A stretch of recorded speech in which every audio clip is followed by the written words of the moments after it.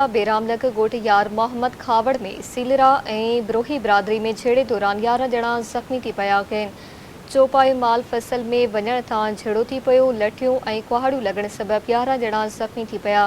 ज़ख़्मियुनि में सदाम सीलरो, मोहम्मद मिठल, नसीर ख़ालिद, ज़ुल्फ़कार सीलरो, रबन बिरोही, दीदार ऐं ॿिया शामिल आहिनि, जिन खे अस्पताल मुंतक़िल कयो वियो आहे। आगाह कई पिया हुआ कि बेरामलक ॻोठ यार मोहम्मद खावड़ में सीलरा ऐं ब्रोही बिरादरी में छेड़े दौरान 11 ॼणा ज़ख़्मी थी पिया आहिनि।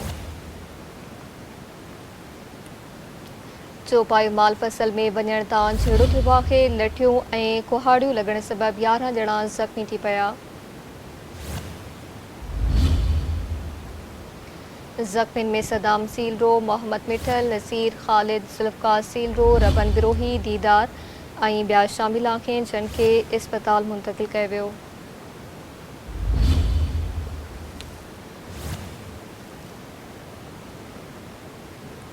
बेरामलग यार मोहम्मद खावड़ में सीलरा ऐं ब्रोही बिरादरी में छेड़े दौरान 11 ॼणा ज़ख़्मी थी पिया आहिनि।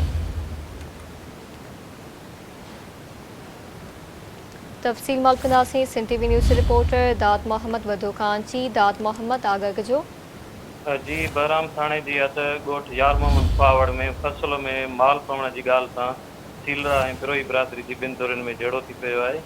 लठियूं ऐं कुहाड़ियूं लॻण करे ॿिन्ही धुरियुनि जा 11 ॼणा ज़ख़्मी थी पिया आहिनि। ज़ख़्मियुनि में सदाम हुसैन सीलरो, मोहम्मद मिठल, नज़ीर अमन, ख़ालिद हुसैन, ज़ुल्फ़कार अली ऐं टिका खान सीलरो ज़ख़्मी थी पिया। ऐं जॾहिं त बिरोही बिरादरी जा हाजी रबन बिरोही, दीदार अली, सदर अली, नूर मोहम्मद ऐं मुस्मात बख्तावर बिरोही जेके आहिनि ज़ख़्मी थी पिया आहिनि। ज़ख़्मियुनि खे मीरो खान अस्पताल मुंतक़िल कयो वियो आहे ऐं ॿिनि ॼणनि जेकी आहे सदाम हुसैन सीलरो ऐं मोहम्मद मिठल सीलरो जी जेकी हालत गंदगी जो बि ॿुधाई पई वञे, जिन खे लाड़काणो अस्पताल मुंतक़िल कयो वियो आहे। जी महिरबानी जी दाद मोहम्मद आगाह करण लाइ।